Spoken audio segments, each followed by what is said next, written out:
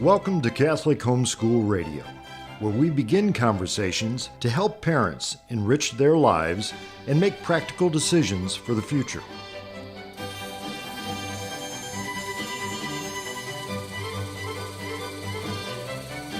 Welcome, friends.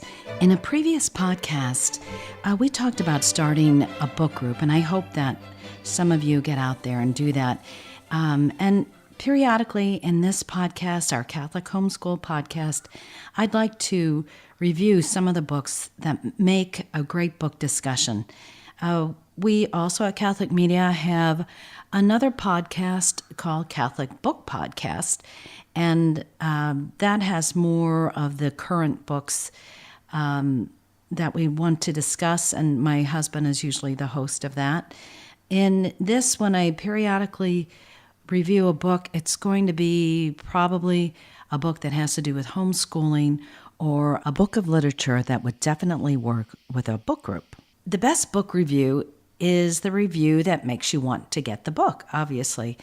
But if it divulges too much, you might buy it, but read it with someone else's opinion dancing in your head. Too much information can spoil that sense of discovery that is so often fun with a great book. But a good book review might also help you to understand a book, to kind of get the general direction it is going in, which can save you a lot of trouble. I like my reviewers to more or less take a side and give me an orientation. Then again, there are some books I don't want to discuss beforehand with anyone. Trouble is, I don't know that until I've read the book. But anyway, I'd like to give you a nudge towards two excellent Catholic novels. I think they're two of the best novels of the 20th century. If you're a homeschooling mom, your time is limited. I know that. I hope to give you reason to push through these books. I want to engage you in a bit of an argument and give your reading a little traction, give you a reason to dig in.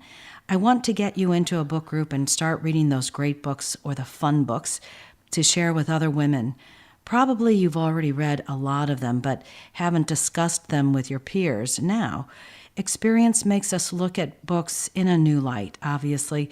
I often wonder if all those novels should be read by young people who have so little life experience. How much do they get? I once heard a young man refer to the Colin Firth Pride and Prejudice as a chick flick. I mean, really? Indeed, there was a lot he was missing. Of course, a lot went past me back in the day. At least the great books and the good books need to be reread again if they are any good. So I'd like to review a few books that I want you to read because I think they're great. The two that I'm going to talk about are great books, so I'm taking a side. Get this book. Common literature gives common ground for starting friendships.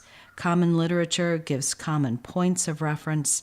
Literature shared in common becomes a building block for a culture. I'm not going to get too teachery on you. I almost always hated the questions associated with texts we read in school. In Great Expectations, Dickens' novel, Great Expectations, I was appalled but fascinated by the vindictiveness of Miss Havisham and repulsed by her efforts to deform her young charge, Estella. And I think Charles Dickens just wanted us to feel those things. Let her character be a part of our moral vocabulary. So much is lost when we have to take her character out and assess her with pen and paper. I think a good way to kill the pleasure of books is to always have our kids write about everyone they read. I know the writing assignments are necessary, but let's not take away the pleasure of reading. They should be able to read some books without ever being tested on them or writing about them. After all, how much would you enjoy the book at your bedside if you were to be tested on it in the morning? With a lot of our novels, there is a chance to have a good gossip about characters, their virtues and motivations. I might be talking about them for decades behind their fictional backs. Mostly, I like having a bit of gossip about the characters and a hard discussion on the ideas that the author addresses. For instance, I like talking about Sebastian Flyte in Brideshead Revisited and discussing whether he is a dipsomaniac because of his mother, Lady Marchmain, whose religious ardor sours a lot of relationships. And then I want to know just what a mother is supposed to do. But that's for the book discussion, not for the review. The first book is Brideshead Revisited, Evelyn Waugh's book published in 1945. It traces the memories of Charles Ryder vis-a-vis the great Baroque, but fictional English mansion, Brideshead, and the very wealthy Catholic family who lived there, the Flytes. It is my favorite. My in-laws of a previous generation read it in the 50s and loved it. And frankly, my brother hated it. Too many light-in-the-loaf Etonians with precious sensibilities. That happens. Some of us just won't be able to overcome our prejudices, maybe rightful prejudices, against a group to see what the author does with them. I might be sorry that he's missing a great book, but sometimes an author makes something very real to you, and you might close the book in complete disapproval, not so much morally, you just don't want to hang with those people. But I will say the aesthete and epicene set to the 50s mind was not the challenge that homosexuals are today with their political agenda. They did not have a political agenda back then. In fact, that would be inimical to their interests. But usually, if I trust an author, I want to see what he has in mind. Of course, this is a little funny because we are talking about made-up characters. I had a friend who was so involved with Brideshead that she was convinced Sebastian Flyte had gone alcoholic because his mother had not breastfed him. Now, how is one to argue with that? Fictional adult men don't come to us bottle or breastfed, or do they? We could only ask Evelyn Waugh, and he's not here to tell us. Nevertheless, I loved her attachment to the story. I love when women are passionate about characters they encounter. The book drips with class consciousness. Some Americans loathe that, and, well, they loathe that class exists and loathe that anyone even think about it. But guess what? Most Americans think in terms of some sort of class. The haves and the have-nots, the celebrities, who is on the ascendancy, those people who are not like us. We just pretend the distinctions aren't there or that they don't matter. Throughout Brideshead, the upper-class privileges are eroding with the ascendancy of the common man who has no imagination for glory or solemnity. At least that seems to be Waugh's point of view through his character, Charles Ryder, who is an artist. But the leveling force of modernity is an equal opportunity destroyer. So none of the classes will understand solemnity or glory or what standards of inheritance they are upholding in the first place. That, by the way, almost seems a prequel to Waugh's loathing of the passing of the old Mass, replaced by a new de-ritualized form, supposedly to satisfy modern democratic tastes. For more on that, get his exchanges with Cardinal Heenan during the 60s. A compilation of their letters is entitled A Bitter Trial. It's a short little booklet, and it's excellent. Back to the novel. Are we to pity the wealthy? Well, who is not to be pitied?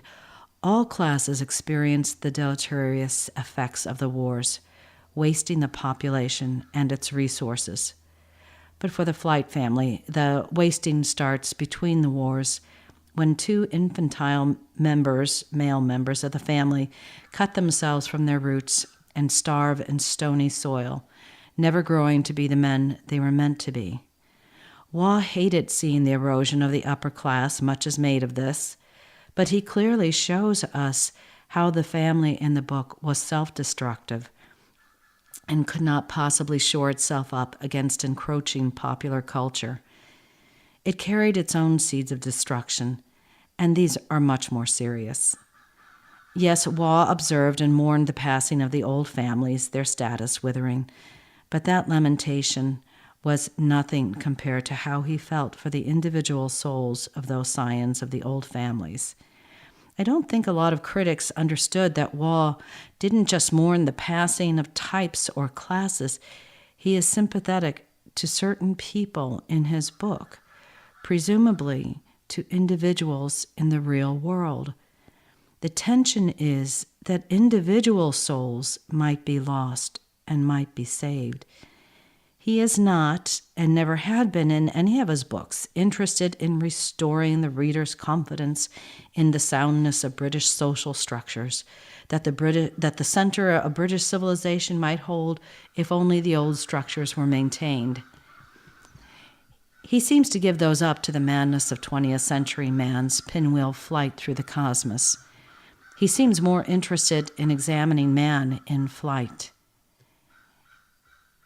And then I wonder about the name. Is there a connection between the Flyte family, Flyte, and flight? Are they in flight like the rest of us? But not necessarily away from, which is the point of this book. Flyte, flight, has its own meaning as verb and noun, meaning a severe scolding but eloquent, which Waugh masterfully delivers.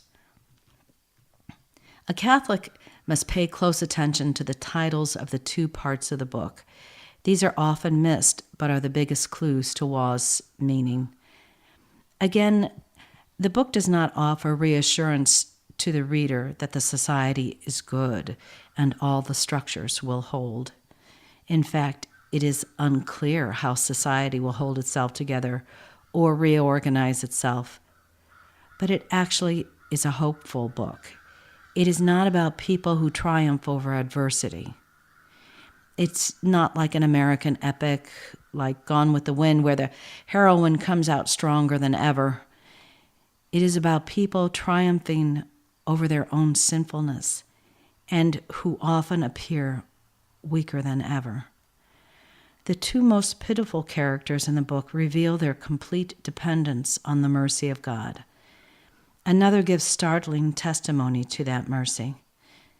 The main character loses most things of value to him by the end of the novel, but he finds an anchor, a home, and it is revealed in the last scene before the tabernacle. This book, written in wartime, is lavishly written, and Waugh does his best to make us love the luxuries of taste, privilege, and privacy, and regret their passing. In one paragraph, he describes a gentleman's bathroom, really a man's former dressing room, with the addition of a mahogany-framed copper bath with nautical-like hardware. Near the fireplace is a chintz chair. He compares the sumptuous elegance of this old-fashioned room with the spare efficiency of the present little, quote, chambers glittering with chromium plate and looking-glass, which pass for luxury in the modern world. You might imagine what Evelyn Waugh would think about the open concept house, where a man can never close a door to have a space of his own. In the final pages, the narrator shares one last episode with the woman he loves. They witness a sort of deathbed conversion of her father that is deeply felt. She finds this such a mercy that she refuses to take the next step into an adulterous marriage with Charles that would shut her off from the mercy of God. It is a climactic event wherein Charles Ryder senses a cleansing avalanche that cuts him off from his old life. It is destructive of the relationship, but leaves a white slope that, Waugh says, glittered and lay still in the silent valley. He is alone at the end of the book. But there is an epilogue. The avalanche did not only destroy the relationship, it destroyed the old man. Ah, the cleansing snow that sweeps away dirt and pestilence and the worn out vessels. We don't see the process, but Charles Ryder, who had his part in the tragedy of the family and in the history of the great house, has arrived to take his place before the tabernacle. In the next book I want to tell you about, there is another final scene with departure and the cleansing providence of snow. It is not Charles Ryder's metaphorical avalanche, but a real snow that sweeps away the remnants of a real plague and serves as metaphor for the passing of a valiant soul. The author writes, "And a faint gleam of sunshine fell, as it were approvingly, across the snow." I love to see similarities like that in the works of great authors. So those are some of the final words in Sigrid Undset's novel, Kristin Lavransdatter, Daughter, "And a faint gleam of sunshine fell, as it were approvingly across the snow."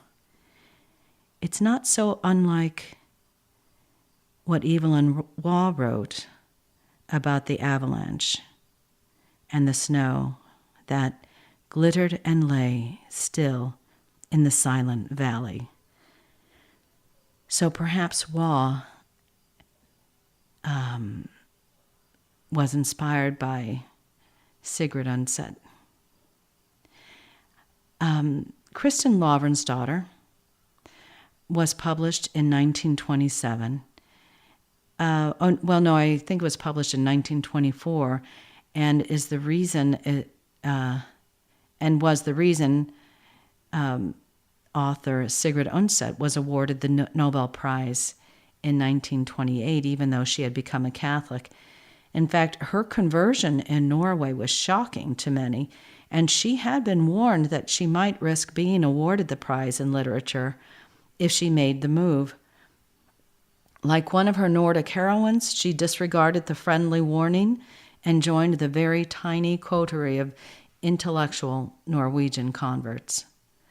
By the way, please make sure if you get the book, get the more recent translation by Tina Nunnally that excises all the archaisms that were never in the original book. And I do say, whenever I say book, I have to laugh, because this is a lot of book. It's an odyssey, it's an epic, a saga, the pilgrimage of a lifetime, 1,000+ page novel. And Kristin's labors, they go on for pages.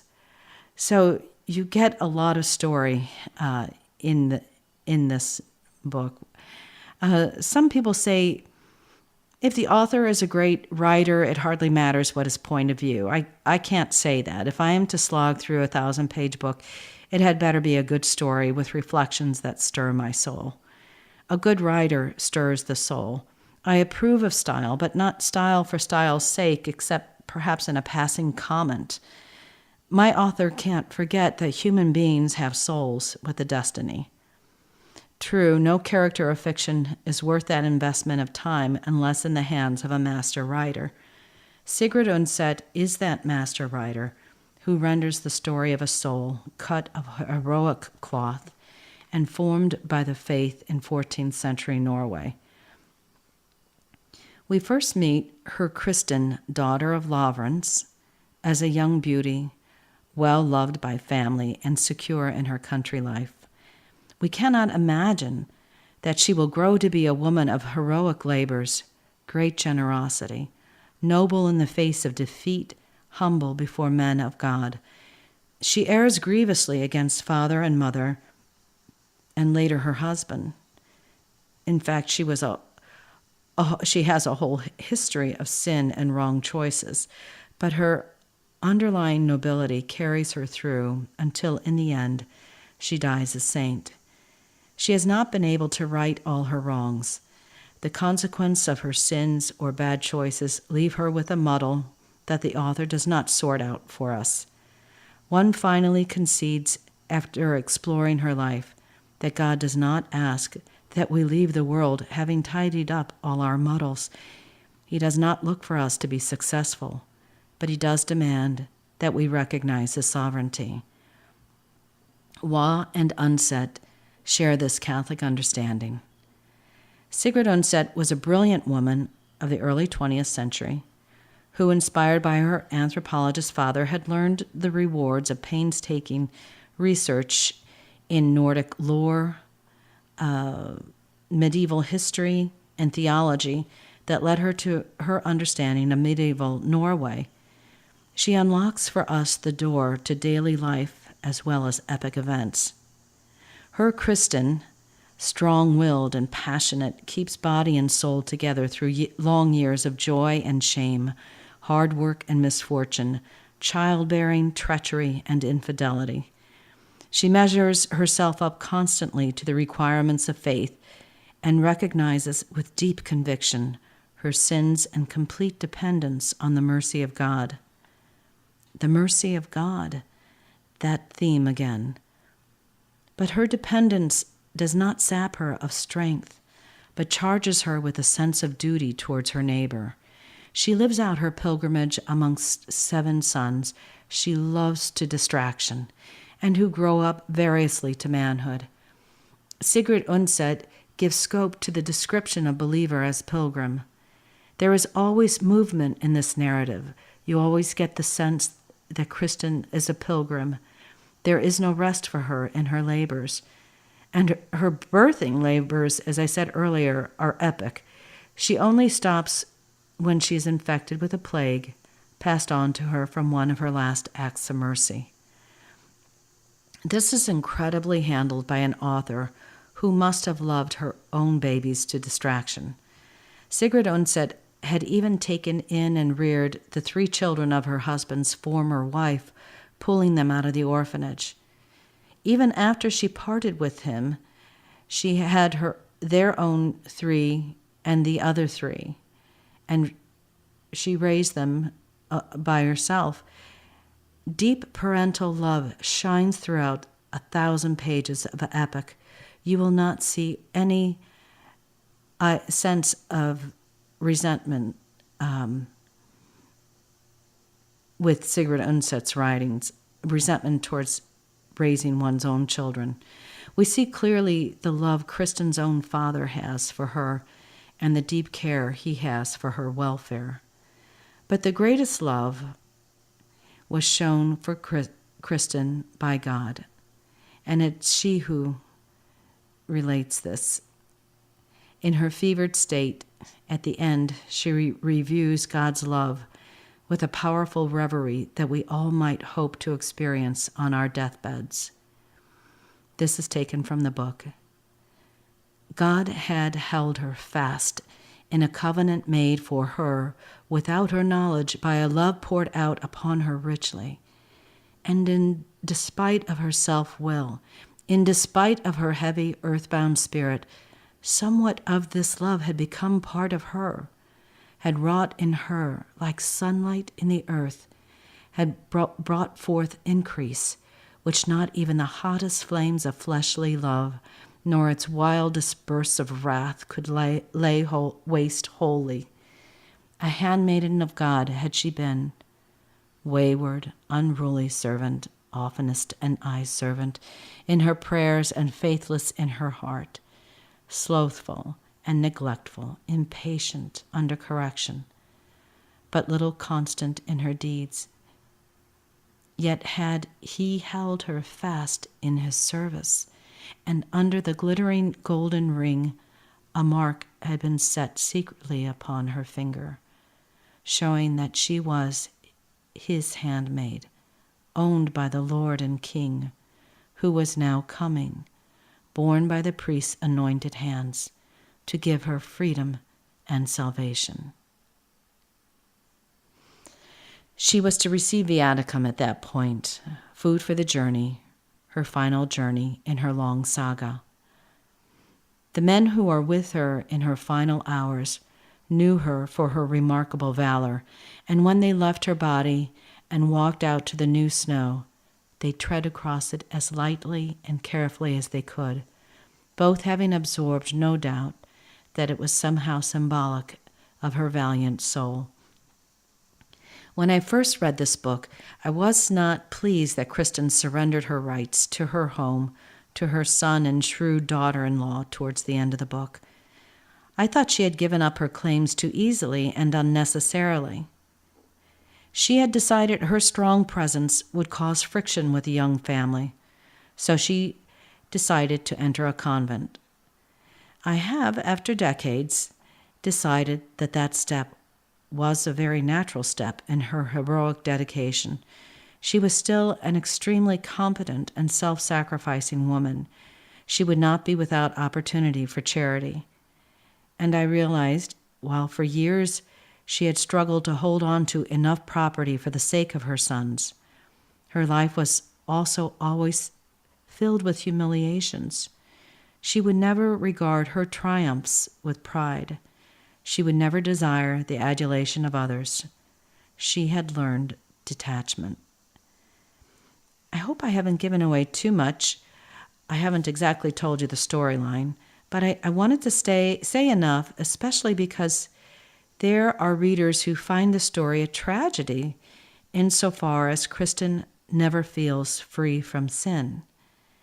It's as if the Nordic air is full of biting woe and regret and demons. Well, I don't think that is the right way to read the book. She's not neurotic, nor impervious to the love of God, nor ever overwhelmed by bleak thoughts. But she is keenly aware of her own failings. And sometimes a sin against purity or stubborn attachment to impurity is not simply a private sin. Sigrid Undset goes to great lengths to show how Kristen's sins of the flesh violate a bond of kinsmen and a great trust with her father. It is tied up with the older covenants of tribal fealty, but these grew up from primitive wisdom and fostered loyalty within a community. In the growing Christian consciousness in 14th century Norway, sins against bloodlines grew to be something else, a sin of defilement and willful degradation of the nobler parts of a man or woman. Plus, her sins have consequences that lead to the vicious deaths of other people. I think a woman who owns her failures, who looks squarely at the heinous consequences of them, is greatly sorrowful, additionally lives always responsive to duty, and displays labors of love, has the heart and mind of a saint. We might want our saints careless of their offenses, like children always running to the arms of their good fathers. We have plenty of talk like that.